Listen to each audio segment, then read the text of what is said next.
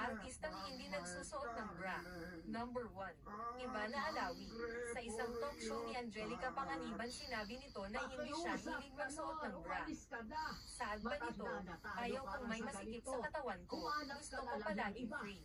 Ever since talaga hindi ako nagsusuot ng bra, sabi pa nito mas gusto pa niyang gumamit ng nipple cover at tapes. Number 2. Zu Ramirez. Sa isang interview ni Zu Ramirez sa fast talk show na Boy Abunda, inamin nito na hindi siya comfortable ng pagsusuot ng bra. Anya, as a person, hindi ko ginagawa ang mga bagay na hindi ako komportable gawin. Ang tagal kong nire-restrain ang sarili ko, naiinitin ako, nasisikipan ako, talagang hindi ako komportable. Kaya nag-decide ako na I stop wearing a bra. Number 3. Julia Barreto. Sa isang interview ng actress sa kay Boy Abunda, umamin ito na hindi ito nagsusuot ng bra. Sabi pa nito,